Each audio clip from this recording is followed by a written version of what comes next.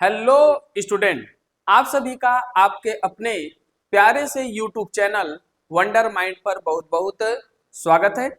आज के क्लास में हम क्लास 10th केमिस्ट्री का फर्स्ट चैप्टर पढ़ेंगे, रासायनिक अभिक्रियाएं एवं समीकरण।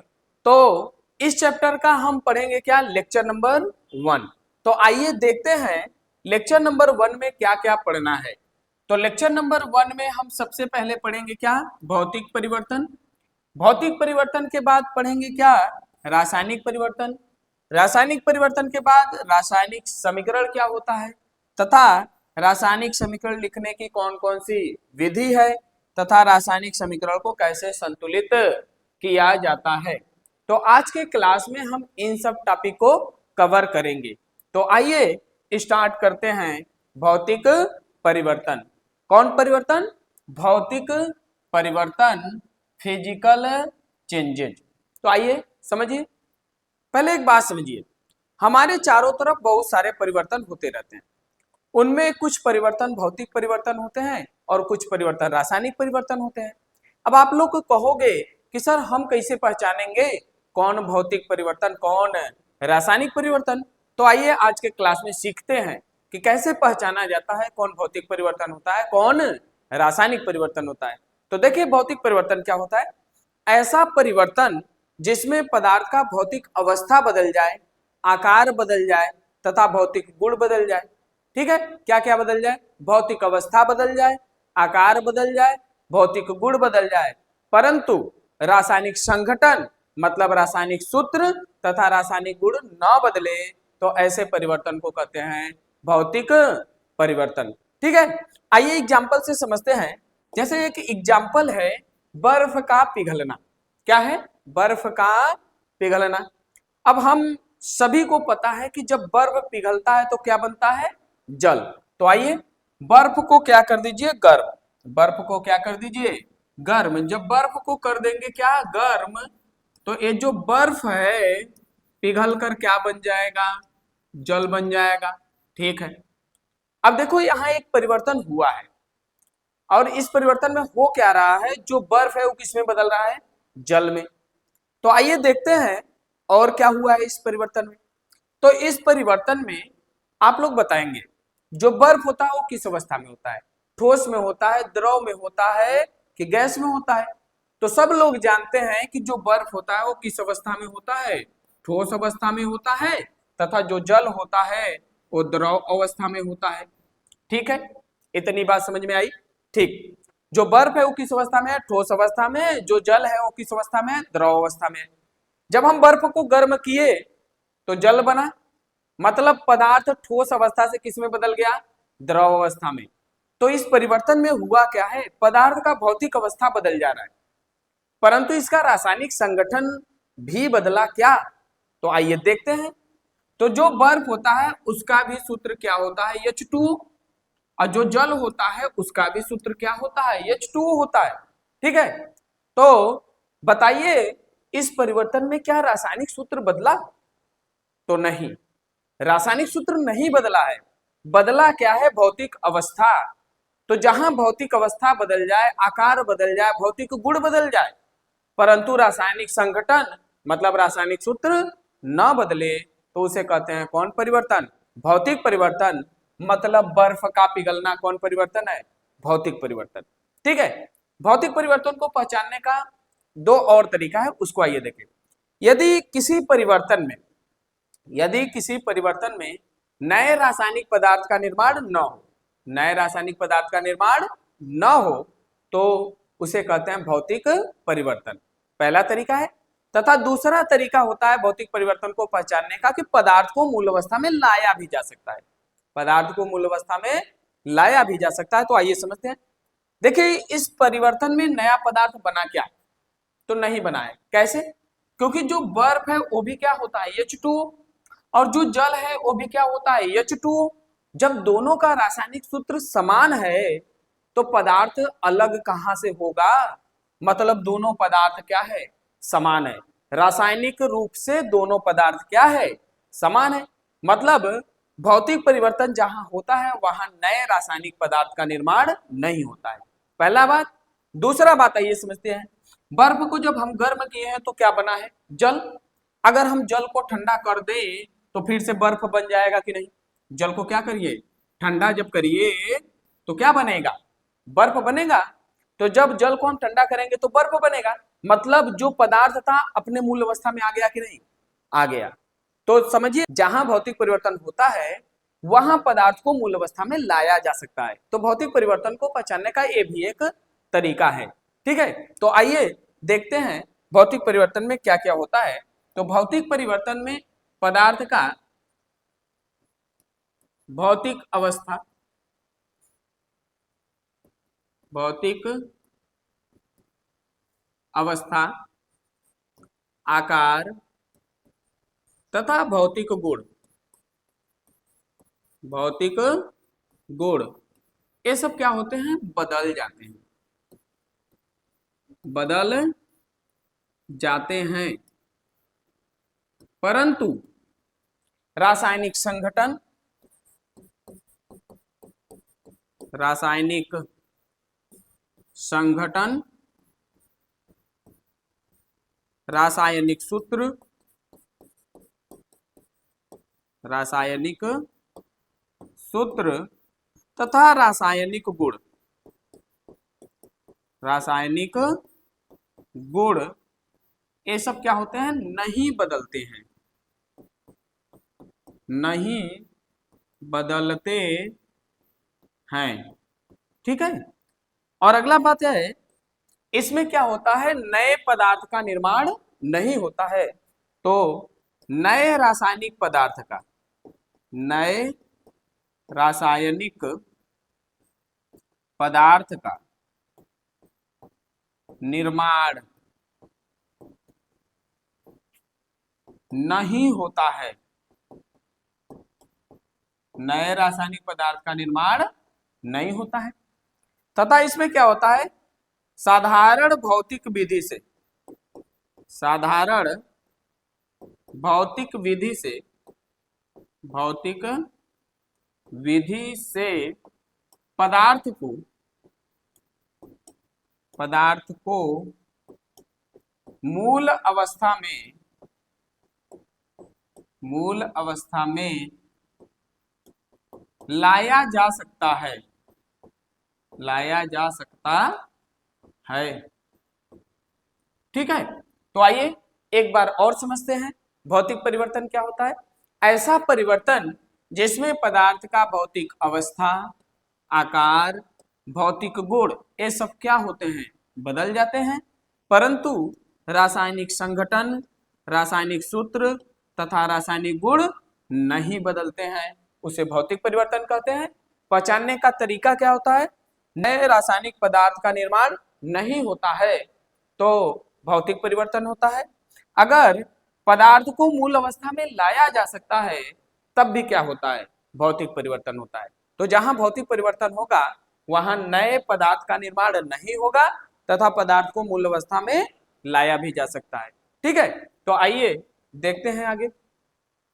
ऐसा परिवर्तन जिसमें पदार्थ के भौतिक अवस्था, आकार एवं भौतिक गुणों में परिवर्तन होता है परंतु उनके रासायनिक संघटन, रासायनिक गुणों में कोई परिवर्तन नहीं होता है, उसे कहते हैं भौतिक परिवर्तन। इस प्रक्रिया में नए रासायनिक पदार्थ का निर्माण नहीं होता है। साधारण भौतिक विधि से पदार्थ को मूल अवस्था में लाया जा सकता है। ठीक है, एग्जाम्पल में देखिए, जैसे क्या है? बर्फ का गलना, जल का जमना, जल का वाष्पीकरण, मोम का पिघलना, ये सब क्या है? भौतिक परिवर्तन के एग्जाम्पल है। इन सभी परिवर्तन में पदार्थ का केवल भौतिक अवस्था बदलता है, आकार बदलता है, भौतिक गुण बदलता है, परंतु उनका रासायनिक संघटन, रासायनिक गुण नहीं बदलता है। इसलिए सब क्या है? भौतिक परिवर्तन के एग्जाम्पल है। आइए एक एग्जाम्पल हम समझते हैं। जैसे अगर हम आपसे बोले कागज को काटना, कागज को काटना, कागज को काटना, बताइए कौन सा परिवर्तन है? कागज को काटना कौन परिवर्तन है? आइए समझते हैं। ये क्या है? कागज, क्या है, एक कागज है, इसको काट दीजिए। जब काट देंगे तो दो कागज बन जाएगा। और इस परिवर्तन में देखो क्या हो रहा है, पदार्थ का आकार चेंज हो जा रहा है, कागज का आकार चेंज हो जा रहा है। अगर हम आपसे कहें कि एक कागज ले लीजिए और उसको काट दीजिए, तो क्या काटने के बाद कागज से कोई नया पदार्थ बन जाएगा, कागज का रासायनिक संगठन बदल जाएगा? तो ऐसा नहीं है, ठीक है। कागज काटने के बाद भी कागज रहेगा और काटने के पहले भी कागज रहेगा। ऐसे ही क्या है, पत्थर को तोड़ना, हम कहें पत्थर को तोड़ दीजिए, तो जब हम पत्थर को तोड़ेंगे तो पत्थर का आकार बदल जाएगा, लेकिन तोड़ने के पहले भी पत्थर है और तोड़ने के बाद भी क्या रहेगा, पत्थर ही रहेगा। मतलब रासायनिक संगठन नहीं बदलेगा, केवल बदलेगा क्या, आकार। तो पत्थर को तोड़ना भी क्या हो जाएगा, भौतिक परिवर्तन। ठीक, आगे आइए, आगे हम पढ़ते हैं क्या, रासायनिक परिवर्तन। तो देखिए क्या है रासायनिक परिवर्तन, केमिकल चेंजेज। तो रासायनिक परिवर्तन क्या होता है, ऐसा परिवर्तन जिसमें पदार्थ का, ऐसा परिवर्तन जिसमें पदार्थ का रासायनिक संगठन, रासायनिक सूत्र तथा रासायनिक गुण बदल जाता है। क्या क्या बदल जाता है, रासायनिक संगठन, रासायनिक सूत्र, रासायनिक गुण बदल जाता है। और रासायनिक परिवर्तन में नए पदार्थ का निर्माण होता है, ठीक है, तथा पदार्थ को मूल अवस्था में नहीं लाया जा सकता है। ठीक है, तो आइए देखते हैं, जैसे एग्जांपल है क्या, कागज का जलना। कागज का जलना बताइए भौतिक परिवर्तन है कि रासायनिक परिवर्तन, आइए समझते हैं। अब देखिए क्या है, कागज। कागज को जब हम जला देते हैं तो परिवर्तित हो जाता है किसमें, राख में परिवर्तित हो जाता है और निकलता है उसमें से धुआं, मतलब कार्बन डाइऑक्साइड। अब देखिए कागज का जलना भौतिक परिवर्तन है कि रासायनिक परिवर्तन, तो कागज का जलना रासायनिक परिवर्तन है। अब आप कहोगे कि सर जी कैसे रासायनिक परिवर्तन है, हमको समझाइए। तो आप लोग बताओगे, जब हम कागज को जलाएंगे तो क्या बनेगा, राख बनेगा। अब बताओ राख क्या है, एक नया पदार्थ है, मतलब इस परिवर्तन में कागज का रासायनिक संगठन बदल गया, नया पदार्थ बना है। पहला बात, अगर हम आपसे कहें कि राख को फिर से कागज में परिवर्तित कर दीजिए तो कर पाएंगे, तो नहीं कर पाएंगे, मतलब पदार्थ को मूल अवस्था में नहीं लाया जा सकता है। तो ऐसा परिवर्तन जिसमें नए पदार्थ का निर्माण होता है, पदार्थ का रासायनिक संगठन बदल जाता है तथा पदार्थ को मूल अवस्था में नहीं लाया जा सकता है, तो इस परिवर्तन को रासायनिक परिवर्तन कहते हैं। मतलब कागज का जलना क्या है, रासायनिक परिवर्तन। ठीक है, ऐसे क्या है, लोहे पर जंग का लगना। लोहे पर जंग का लगना, सब लोग जानते हैं कि लोहा को जब अगर खुला छोड़ देते हैं तो क्या करता है, ऑक्सीजन और नमी से क्रिया करके किसका निर्माण करता है, जंग का। और जब लोहे में जंग लगने लगता है तो लोहा धीरे धीरे धीरे धीरे धीरे धीरे क्या होने लगता है, नष्ट होने लगता है। ठीक है, जो जंग बना है वो क्या है, एक नया पदार्थ है। लोहे का रासायनिक संगठन बदल जाता है तो जंग बनता है। ठीक है, मतलब इस परिवर्तन में भी क्या होगा, नए पदार्थ का निर्माण होगा। ठीक, पहला बात। दूसरा बात, अगर हम कहें कि जो जंग बना उस जंग से आप लोहा बना दो तो बना पाओगे, तो इसका जवाब है नहीं बना पाओगे। ठीक है, मतलब पदार्थ को मूल अवस्था में नहीं ला सकते हो, तो लोहे में जंग का लगना भी क्या हो जाएगा, रासायनिक परिवर्तन। तो आइए नोट करते हैं, रासायनिक परिवर्तन में क्या होता है, पदार्थ का रासायनिक संगठन, रासायनिक संगठन, रासायनिक सूत्र, रासायनिक सूत्र तथा रासायनिक गुण, रासायनिक गुण, ये सब क्या होते हैं, बदल जाते हैं, बदल जाते हैं। ठीक है, और इसमें क्या होता है, नए पदार्थ का निर्माण होता है, नए पदार्थ का निर्माण होता है, नए रासायनिक पदार्थ का निर्माण होता है। और क्या होता है, पदार्थ को साधारण भौतिक विधि से, साधारण भौतिक विधि से, साधारण भौतिक विधि से पदार्थ को मूल अवस्था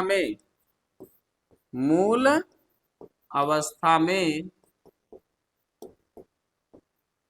नहीं लाया जा सकता है, नहीं लाया जा सकता है। ठीक है, तो ये सब क्या है? रासायनिक परिवर्तन के एग्जाम्पल। ठीक है, आइए समझते हैं। ऐसा परिवर्तन जिसमें पदार्थों के रासायनिक संगठन गुणों में परिवर्तन होता है उसे रासायनिक परिवर्तन कहते हैं। इसमें नए रासायनिक पदार्थ का निर्माण होता है तथा साधारण भौतिक विधि से पदार्थ को मूल अवस्था में नहीं लाया जा सकता है। एग्जाम्पल है जैसे क्या? दूध का फटना। दूध का फटना क्या है? भौतिक परिवर्तन की रासायनिक परिवर्तन। आइए इसको समझते हैं। दूध ले लीजिए और उसमें नींबू के रस को क्या कर दीजिए? निचोड़ दीजिए। जब दूध में नींबू के रस को निचोड़ा जाता है तो दूध क्या होता है? फट जाता है। और उसी फटे हुए दूध से फिर क्या किया जाता है? उसको छान के पनीर बना लिया जाता है। अगर हम आपसे कहें कि पनीर से फिर से दूध बना दो तो बना पाओगे? नहीं बना पाओगे। मतलब पदार्थ को मूल अवस्था में नहीं ला पाओगे। और जहां पदार्थ को मूल अवस्था में नहीं लाया जा सकता है वो कौन परिवर्तन होता है? रासायनिक परिवर्तन होता है। ठीक है, तो दूध का फटना क्या होगा? रासायनिक परिवर्तन होगा। क्यों? क्योंकि जैसे ही दूध में नींबू के रस को निचोड़े हैं, दूध फटा है तो एक नया पदार्थ बन गया है, नया रासायनिक पदार्थ बना है जिससे क्या बनाया गया? पनीर। ठीक है, तो दूध का फटना क्या होगा? बोलिए। भौतिक परिवर्तन की रासायनिक परिवर्तन। तो दूध का फटना क्या होगा? रासायनिक परिवर्तन। ऐसे ही क्या है? जंग का लगना। जंग का लगना पीछे देख चुके हैं। तो जंग का लगना भी क्या है? रासायनिक परिवर्तन। तो देखिए इस परिवर्तन में होता क्या है? लोहे को जब हम खुला छोड़ देते हैं तो ऑक्सीजन और नमी से, नमी का मतलब जल से क्रिया करता है तो बनता है क्या? Fe2O3 dot H2O। यही क्या है? जंग। यही क्या है? जंग। अब देखो यहां से यहां क्या हुआ है? यहां से यहां पदार्थ का रासायनिक संगठन बदल गया है, रासायनिक सूत्र बदल गया है, नए पदार्थ का निर्माण हुआ है। ठीक है, और पदार्थ को मूल अवस्था में नहीं लाया जा सकता है। अगर हम आपसे कहें कि इससे साधारण भौतिक विधि से फिर से इन सबको बना दो तो बना पाओगे? नहीं बना पाओगे। ठीक है, तो ये क्या है? कौन सा परिवर्तन? रासायनिक परिवर्तन। ठीक है, ऐसे ही क्या है? आगे देखिए, किण्वन। किण्वन, किण्वन भी क्या है? रासायनिक परिवर्तन है। किण्वन में क्या होता है? फलों के रसों का किण्वन कराया जाता है। किस लिए कराया जाता है? एल्कोहल बनाने के लिए, दारू बनाने के लिए। ठीक है, एल्कोहल बनाने के लिए फलों के रसों का किण्वन कराया जाता है। तो देखिए किण्वन में क्या होता है?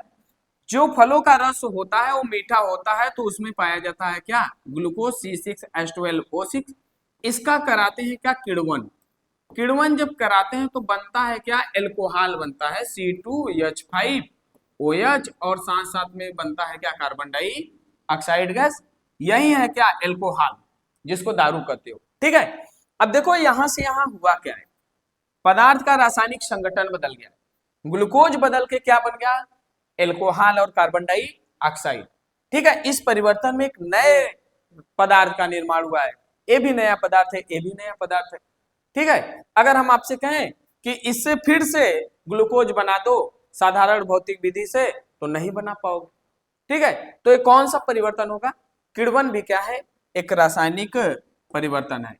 ठीक है, ऐसे ही क्या है? दहन।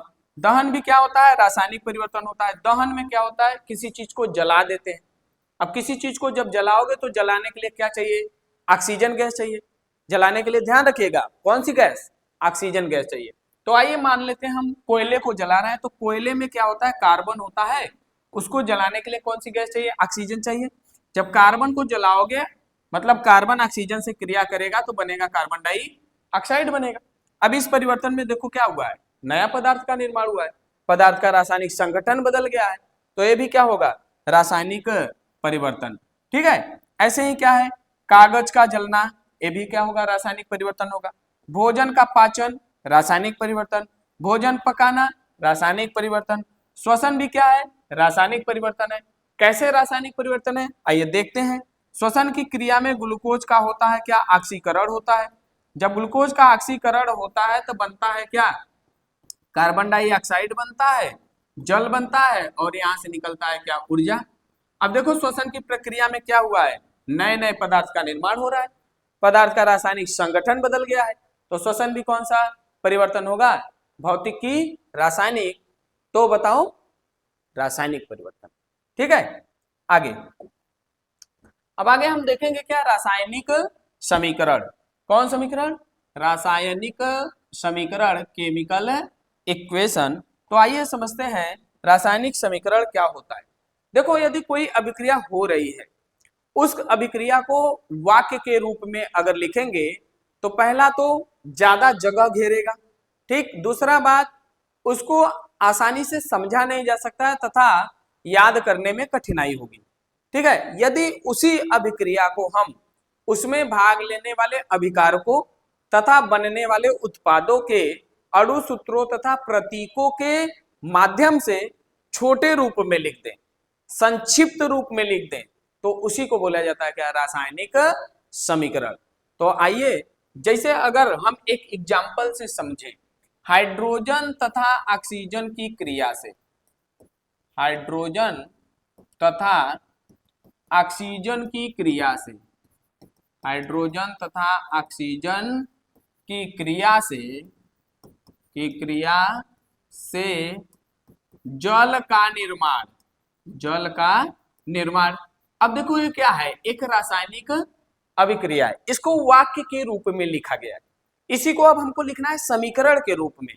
तो देखो इसमें हाइड्रोजन और ऑक्सीजन क्रिया कर रहे हैं, तो ध्यान रखिएगा कि अभिक्रिया में जो पदार्थ क्रिया करते हैं या जो पदार्थ भाग लेते हैं उनको बोला जाता है अभिकारक, तथा इसमें जल बना है तो जो अभिक्रिया में बनता है, अभिक्रिया करने के बाद जो बनता है उसे बोला जाता है क्या, उत्पाद। तो इसमें जो जल है वो क्या होगा, उत्पाद। तो आइए देखते हैं, हाइड्रोजन का अणु सूत्र होता है H2, क्या है, गैस होता है, प्लस ऑक्सीजन क्या है, O2, ये भी क्या होता है, गैस होता है। अभिक्रिया दोनों करके क्या बना रहे हैं, जल, जो कि क्या होता है, द्रव होता है।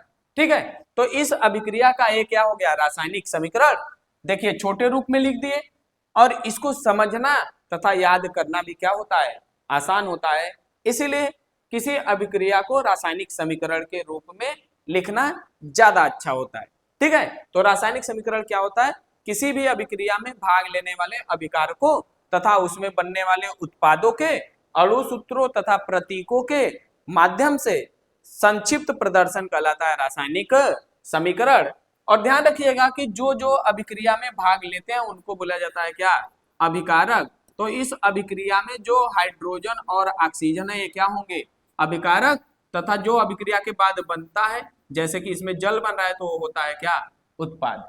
ठीक है, आइए देखते हैं, अभिक्रिया में भाग लेने वाले अभिकारकों एवं उत्पादों के प्रतीकों तथा सूत्रों के माध्यम से कैसा प्रदर्शन, संक्षिप्त प्रदर्शन। संक्षिप्त प्रदर्शन कहलाता है रासायनिक समीकरण। जैसे एग्जांपल में है, हाइड्रोजन तथा ऑक्सीजन की क्रिया से जल के निर्माण का रासायनिक समीकरण लिखना है। तो हाइड्रोजन के लिए लिखे H2 क्या है, गैस है, प्लस ऑक्सीजन के लिए क्या लिखिए, O2 क्या है, गैस है, गिब्स क्या बन रहा है, जल, H2O, ये क्या है, लिक्विड है। अभिक्रिया में हाइड्रोजन और ऑक्सीजन भाग ले रहे हैं तो ये हो जाएंगे क्या, अभिकारक, इसे क्या कहोगे, अभिकारक। तथा अभिक्रिया के बाद क्या बन रहा है, जल बन रहा है तो ये क्या होगा, उत्पाद। ठीक, ऐसे ही क्या है, मैग्नीशियम धातु को जलाने पर मैग्नीशियम ऑक्साइड के सफेद रंग के चूर्ण का निर्माण। तो मैग्नीशियम को जलाना है तो मैग्नीशियम का संकेत क्या होता है, Mg। कैसा होता है, ठोस। इसको जलाओगे तो जलाने के लिए कौन गैस चाहिए, ऑक्सीजन गैस चाहिए। और बन क्या रहा है, मैग्नीशियम ऑक्साइड। तो मैग्नीशियम ऑक्साइड का सूत्र होता है MgO। सफेद रंग का चूर्ण है तो चूर्ण क्या होता है, ठोस होता है। ठीक है, अब देखो क्या है, इस अभिक्रिया का ये रासायनिक समीकरण है। बड़े से अभिक्रिया को हम छोटे रूप में लिख दिए। ठीक है, अब इसमें जो भाग लेने वाले पदार्थ हैं कौन कौन, अभिकारक, मैग्नीशियम और ऑक्सीजन, ये कहलाएंगे क्या, अभिकारक। क्यों, क्योंकि ये क्रिया कर रहे हैं, और क्रिया करने के बाद बन रहा है मैग्नीशियम ऑक्साइड तो ये क्या हो जाएगा, उत्पाद। ठीक है, तो रासायनिक समीकरण समझ में आया। ठीक, अब आगे देखते हैं रासायनिक समीकरण लिखने की विधि। रासायनिक समीकरण लिखने की विधि। अब देखिए रासायनिक समीकरण लिखने की कौन कौन सी विधि है। तो सबसे पहले आप हमको ये बताएंगे, यदि अभिक्रिया में भाग लेने वाले पदार्थों के अणु सूत्र और प्रतीक ज्ञात ही न हो तो क्या रासायनिक समीकरण लिख पाओगे? तो इसका जवाब है नहीं लिख पाओगे। तो सबसे पहला बात है कि रासायनिक अभिक्रिया में भाग लेने वाले अभिकारकों तथा उसमें बनने वाले उत्पादों के अणु सूत्र तथा प्रतीक ज्ञात होने चाहिए। ठीक है, तो अभिक्रिया में भाग लेने वाले सभी अभिकारकों तथा उत्पादों के अणु सूत्र या प्रतीक ज्ञात होने चाहिए। ठीक, दूसरा बात है रासायनिक समीकरण में अभिकारक या जो उत्पाद हैं उनको हमेशा उनके आणविक रूप में लिखा जाता है। किस रूप में लिखा जाता है? आणविक रूप में।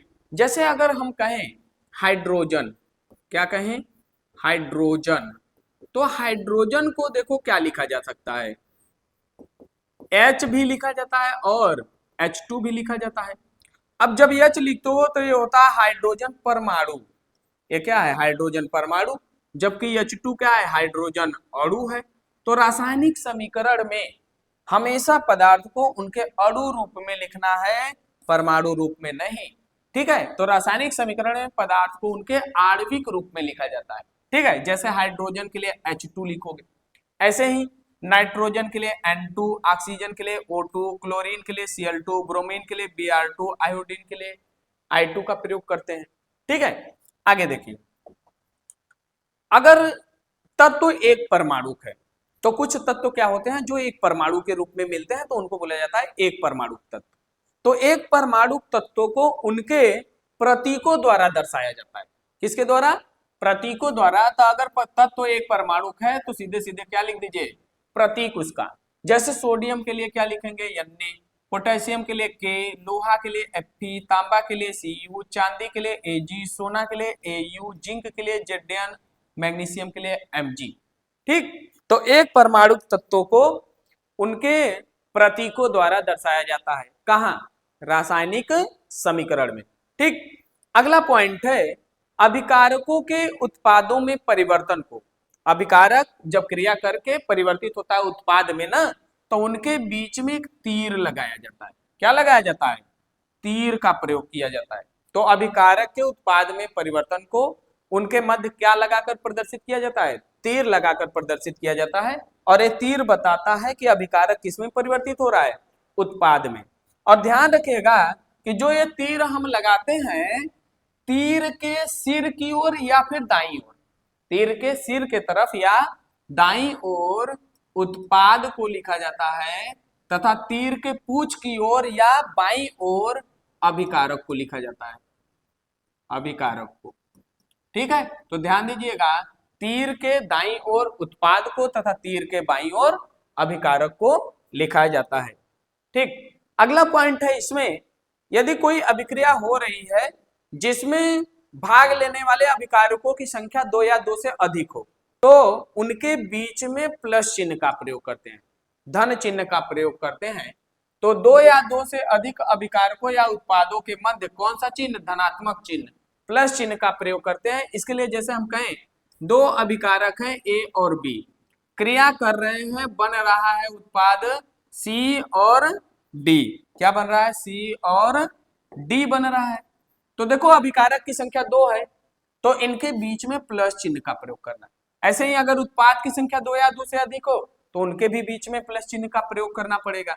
ठीक है, तो क्या होता है, अभिकारकों तथा उत्पादों में अगर उनकी संख्या क्या है? 2 या 2 से अधिक है तो उनके बीच में क्या करना पड़ेगा? प्लस चिन्ह का प्रयोग करना पड़ता है। ठीक है, आगे अगला नियम है कि यदि अभिक्रिया अनुत्क्रमणीय है, अभिक्रिया कैसी है? अनुत्क्रमणीय है, तो उसके लिए पूर्ण शीर्ष का प्रयोग होता है, पूर्ण शीर्ष वाले तीर का प्रयोग होता है, पूर्ण शीर्ष वाले तीर का प्रयोग होता है। लेकिन अगर अभिक्रिया उत्क्रमणीय है तो उसके लिए अर्ध शीर्ष वाले तीर का प्रयोग किया जाता है। ठीक, ऐसा क्यों है? आइए समझते हैं। पहले समझेंगे उत्क्रमणीय अभिक्रिया और अनुत्क्रमणीय अभिक्रिया क्या होता है। तो देखिए, अनुत्क्रमणीय अभिक्रिया उसे कहते हैं जो केवल एक दिशा में जाता है, केवल अग्र दिशा में जाता है, पश्चिम दिशा में नहीं आता है, तो ऐसे अभिक्रिया को बोला जाता है अनुत्क्रमणीय अभिक्रिया। और उत्क्रमणीय अभिक्रिया क्या होता है, ये अग्र दिशा में भी जाता है और पश्चिम दिशा में भी जाता है, ठीक है, तो उसे कहते हैं क्या, उत्क्रमणीय अभिक्रिया। तो अनुत्क्रमणीय अभिक्रिया में देखिए, अगर हम कह दें ए और बी मिल के सी और डी बना रहे हैं, तो इस अभिक्रिया का क्या खासियत होता है, अगर अभिक्रिया अनुत्क्रमणीय है तो ए और बी मिलके सी और डी बना पाएंगे, सी डी मिलके ए और बी नहीं बना पाएंगे, मतलब अभिक्रिया केवल अग्र दिशा में जाएगा, एक ही दिशा में जाएगा। जबकि यदि अभिक्रिया उत्क्रमणीय है तो ए और बी मिलकर सी और डी बना सकते हैं तथा सी और डी मिलकर ए और बी भी बना सकते हैं, मतलब अभिक्रिया अग्र दिशा में भी जा सकता है और पश्चिम दिशा में भी जा सकता है। तो ऐसी रासायनिक अभिक्रिया जो केवल एक ही दिशा में जाती है, केवल अग्र दिशा में जाती है, अनुत्क्रमणीय अभिक्रिया कहलाती है। अगर अभिक्रिया अनुत्क्रमणीय है तो पूर्ण शीर्ष वाले तीर का प्रयोग करिएगा, ठीक। और उत्क्रमणीय अभिक्रिया क्या होता है, अग्र दिशा में भी जाता है और पश्चिम दिशा में भी जाता है। और अभिक्रिया अगर उत्क्रमणीय है तो अर्ध शीर्ष वाले तीर का प्रयोग करते हैं, ठीक है। ये है क्या, रासायनिक समीकरण लिखने के कुछ नियम।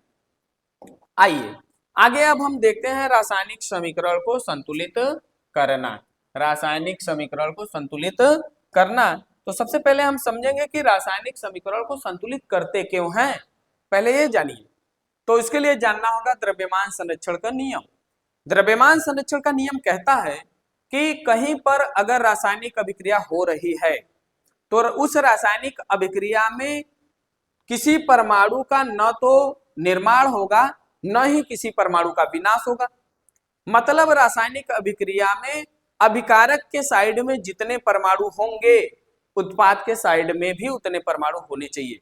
और रासायनिक समीकरण में जब द्रव्यमान संरक्षण का नियम हम लगाते हैं तो रासायनिक समीकरण को करना होता है क्या, संतुलित, ठीक है। तो द्रव्यमान संरक्षण के नियम के आधार पर ही रासायनिक समीकरण को क्या किया जाता है, संतुलित किया जाता है। तो आइए देखते हैं द्रव्यमान संरक्षण का नियम क्या है, law of mass of conservation. किसी भी रासायनिक अभिक्रिया में द्रव्यमान का न तो निर्माण होता है न ही विनाश होता है, न तो निर्माण होता है न ही विनाश होता है। अर्थात किसी भी रासायनिक अभिक्रिया के उत्पाद तत्वों का कुल द्रव्यमान अभिकारक तत्वों के कुल द्रव्यमान के बराबर होता है, या फिर कह सकते हो रासायनिक अभिक्रिया के पहले तथा बाद कुल तत्वों के परमाणुओं की संख्या क्या रहती है, समान रहती है, ठीक है। ये था क्या, द्रव्यमान संरक्षण का नियम, जिसके आधार पर रासायनिक समीकरण को संतुलित करना होता है, ठीक। अब आप कहोगे कि सर ये तो बात ठीक है कि रासायनिक समीकरण को संतुलित करना होता है, लेकिन रासायनिक समीकरण को संतुलित करें कैसे। तो रासायनिक समीकरण को संतुलित करने के कई नियम हैं, जिनमें से हमको जांच एवं त्रुटि विधि सीखना है। और जांच एवं त्रुटि विधि में क्या किया जाता है, रासायनिक समीकरण को संतुलित किया जाता है, फिर से उसका जांच किया जाता है, अगर गलत हो जाता है तो फिर से संतुलित किया जाता है, फिर से जांच किया जाता है। और उस नियम को आसान बनाने के लिए कुछ हम नियम बताएंगे, ठीक है। तो उससे क्या हो जाएगा, आसानी से रासायनिक समीकरण संतुलित हो जाएगा। तो आइए देखते हैं क्या क्या है। तो अगर रासायनिक समीकरण में धातु दिखाई दे रहा है तो सबसे पहले धातुओं को संतुलित करिए, जैसे FeCu, aluminium, zinc, sodium, potassium, silver, gold, magnesium, calcium, ये सब क्या है, धातु हैं। रासायनिक समीकरण में अगर ये दिखाई दे रहा है तो सबसे पहले इन्हीं को संतुलित करिए, ठीक है। उसके बाद अधातुओं को संतुलित करिए, जैसे nitrogen, carbon, sulphur, phosphorus, chlorine, bromine, iodine, fluorine, ये सब क्या है, अधातु है। तो धातुओं को संतुलित करने के बाद अधातुओं को संतुलित करिए। अधातुओं को संतुलित करने के बाद ऑक्सीजन को संतुलित कर लीजिए और सबसे लास्ट में हाइड्रोजन को संतुलित कर लीजिए। अब इस नियम को अगर फॉलो करेंगे तो अधिकतर जो समीकरण होते हैं वो संतुलित हो जाते हैं बड़ा आसानी से। तो आइए एग्जाम्पल देखते हैं। एक एग्जाम्पल है H2 + O2 gives H2O। ये क्या है, एक रासायनिक समीकरण। इसको क्या करना है, संतुलित करना है। तो संतुलित करने के लिए पहले क्या करें, दोनों तरफ प्रत्येक तत्वों के परमाणुओं की संख्या को नोट कर लीजिए, देखिए संतुलित है कि असंतुलित। तो इस तरफ ऑक्सीजन की संख्या 2 है और इस तरफ हाइड्रोजन की संख्या 2 है। इस तरफ आइए ऑक्सीजन की संख्या 1 है, हाइड्रोजन की संख्या 2 है। अब देखिए दोनों तरफ प्रत्येक तत्वों के परमाणुओं की संख्या समान नहीं है, सब तत्वों के परमाणुओं की संख्या समान नहीं, इसलिए क्या है एक असंतुलित रासायनिक समीकरण। अब इसको हम क्या करेंगे, संतुलित करेंगे। तो आइए देखते हैं कैसे संतुलित किया जाता है। वही नियम है संतुलित करने का, सबसे पहले धातुओं को, फिर अधातुओं को, फिर ऑक्सीजन को, फिर हाइड्रोजन को। तो देखिए इस रासायनिक समीकरण में कोई धातु है क्या, नहीं है, छोड़ दीजिए। कोई अधातु है, नहीं है, छोड़ दीजिए। ऑक्सीजन है, तो ऑक्सीजन को संतुलित करिए। ऑक्सीजन को संतुलित करने के लिए ध्यान दीजिए, इस तरफ ऑक्सीजन 1 है, इस तरफ ऑक्सीजन 2 है। तो इस तरफ ऑक्सीजन को 2 करने के लिए हम जल की संख्या में 2 से गुणा कर देंगे। और ध्यान दीजिए जो ये संख्या से गुणा करते हैं हमेशा गुणांक में गुणा किया जाता है, नहीं कि यहां ले जाके ऑक्सीजन के नीचे लिख दें, हमेशा आगे गुणांक में ही लिखना है। ठीक है, जब यहां हम 2 से गुणा करेंगे तो ऑक्सीजन की संख्या में 2 से गुणा होगा और हाइड्रोजन की भी संख्या में 2 से गुणा हो जाएगा। ऑक्सीजन इस तरफ 2 हो गया, इस तरफ भी 2 हो गया। अब क्या करना है, ऑक्सीजन तो संतुलित हो गया, अब आइए हाइड्रोजन को संतुलित करते हैं। तो हाइड्रोजन इस तरफ 4 है, इस तरफ हाइड्रोजन 2 है। हाइड्रोजन को इस तरफ 4 करने के लिए यहां हम 2 से गुणा कर देंगे, हाइड्रोजन की संख्या भी हो जाएगी क्या, 4। आइए देखते हैं, हाइड्रोजन की संख्या में 2 से गुणा हुआ है तथा जल के भी संख्या में 2 से गुणा हुआ है। अब देख लीजिए ऑक्सीजन का संख्या कितना है, 2 है। हाइड्रोजन का संख्या 2 दूनी 4। इस तरफ आइए हाइड्रोजन की संख्या 2 दूनी 4, ऑक्सीजन का संख्या कितना है, 2 है। अब देखिए दोनों तरफ सभी तत्वों के परमाणुओं की संख्या क्या है, बराबर है। अब ये रासायनिक समीकरण क्या हो गया, संतुलित हो गया। ठीक है, आइए अगला एग्जांपल देखते हैं। अगला एग्जांपल है BaCl2 प्लस Al2SO4 का whole thrice plus BaSO4 plus AlCl3। तो पहले क्या करिए, दोनों तरफ प्रत्येक तत्वों के परमाणुओं की संख्या को नोट कर लीजिए। इधर बेरियम 1 है, इधर बेरियम 1 है, इधर एल्युमिनियम 2 है, इधर एल्युमिनियम 1 है। इस तरफ सल्फर 3 है, इस तरफ सल्फर 1 है। इस तरफ क्लोरीन 2 है, इस तरफ क्लोरीन 3 है। इस तरफ ऑक्सीजन 3 चौक 12 है, इस तरफ भी ऑक्सीजन 4 है। ठीक, आइए अब देखिए सब तत्वों के परमाणुओं की संख्या दोनों तरफ बराबर नहीं है, मतलब ये समीकरण क्या है, असंतुलित है। अब आइए हम इसको क्या करते हैं, संतुलित करते हैं। तो संतुलित करने के लिए सबसे पहले किसको संतुलित किया जाता है, धातुओं को। सर जी इसमें 2 ठो धातु दिखाई दे रहा है, बेरियम और एल्युमिनियम। हम किसको संतुलित करें, किसी को भी कर लीजिए, कोई दिक्कत नहीं है। ठीक है, तो बेरियम का संख्या देखिए क्या है, बेरियम का संख्या 1 है, 1 है, छोड़िए। एल्युमिनियम इस तरफ 2 है, इस तरफ एल्युमिनियम 1 है, तो एल्युमिनियम की संख्या को 2 करने के लिए यहाँ 2 से गुणा करेंगे। जब यहाँ 2 से गुणा करेंगे तो एल्युमिनियम की संख्या में 2 से गुणा होगा और क्लोरीन के भी संख्या में 2 से गुणा हो जाएगा। ठीक, अब एल्युमिनियम के बाद सल्फर को संतुलित करिए। इस तरफ सल्फर 1 है, इस तरफ सल्फर 3 है, तो सल्फर को संतुलित करने के लिए यहाँ हम 3 से गुणा करेंगे। जब हम यहाँ 3 से गुणा करेंगे तो बेरियम के भी संख्या में 3 से गुणा हो जाएगा, सल्फर के भी संख्या में 3 से गुणा हो जाएगा और ऑक्सीजन के भी संख्या में 3 से गुणा हो जाएगा। ठीक है, अब सल्फर भी संतुलित हो गया। क्लोरीन देखिए, इस तरफ क्लोरीन 3 दूनी 6 है, इस तरफ क्लोरीन 2 है, तो क्लोरीन को संतुलित करने के लिए यहाँ हम 3 से गुणा करेंगे। जब क्लोरीन की संख्या में 3 से गुणा करेंगे तो बेरियम की भी संख्या में 3 से गुणा हो जाएगा और क्लोरीन की भी संख्या में 3 से गुणा हो जाएगा। ठीक है, ऑक्सीजन देखिए क्या है, इस तरफ भी 12 है, इस तरफ भी 12, ऑक्सीजन अपने आप संतुलित हो गया। तो आइए देखते हैं, यहाँ बेरियम क्लोराइड में हुआ है 3 से गुणा, BaSO4 में भी 3 से गुणा हुआ है और AlCl3 में 2 से। आइए देखते हैं हम, इस तरफ बेरियम की संख्या कितनी हो गई, 3 हो गई, एल्युमिनियम की संख्या 2, सल्फर का संख्या 3, क्लोरीन का संख्या 3 दूनी 6, ऑक्सीजन का संख्या 3 चौक 12। इस तरफ देख लीजिए, बेरियम का संख्या 3, एल्युमिनियम की संख्या 2, सल्फर का संख्या 3, क्लोरीन का संख्या 3 दूनी 6 और ऑक्सीजन का संख्या है 3 चौक 12। तो देखिए दोनों तरफ प्रत्येक तत्वों के परमाणुओं की संख्या क्या है, समान हो गई है, मतलब अब ये रासायनिक समीकरण क्या हो गया है, संतुलित हो गया है। ठीक, अगला एग्जांपल देखिए, Fe2O3 plus Al gives Al2O3 plus Fe। अब देखिए दोनों तरफ प्रत्येक तत्वों के परमाणुओं की संख्या को पहले नोट करिए। Fe की संख्या 2 है और एल्युमिनियम की संख्या 1 है और ऑक्सीजन की संख्या क्या है, 3 है। इस तरफ आइए, Fe की संख्या 1 है, एल्युमिनियम की संख्या 2 है, ऑक्सीजन की संख्या 3 है। अब दोनों तरफ प्रत्येक तत्वों के परमाणुओं की संख्या समान नहीं है, तो यह समीकरण क्या है, असंतुलित है। आइए इसको संतुलित करते हैं। तो संतुलित करने जब हम चलते हैं तो सबसे पहले धातुओं को संतुलित करते हैं। इसमें धातु कौन है, Fe है, इसको संतुलित करिए। इस तरफ Fe2 है, इस तरफ 1 है, तो यहाँ पर हम 2 से गुणा कर देंगे तो Fe संतुलित हो गया। ठीक, एल्युमिनियम की संख्या इस तरफ 2 है, इस तरफ 1 है, तो एल्युमिनियम की संख्या को संतुलित करने के लिए यहाँ 2 से गुणा करेंगे, एल्युमिनियम संतुलित हो जाएगा। ऑक्सीजन इस तरफ भी 3 है, इस तरफ भी 3 है, ऑक्सीजन संतुलित है, छोड़ दीजिए। तो एल्युमिनियम की संख्या में 2 से गुणा हुआ है और Fe की संख्या में भी 2 से गुणा हुआ है। ठीक है, आइए देखते हैं अब क्या है। Fe की संख्या 2 हो गया, एल्युमिनियम की संख्या 2 हो गई, ऑक्सीजन की संख्या 3 हो गई, इस तरफ भी 2 हो गया।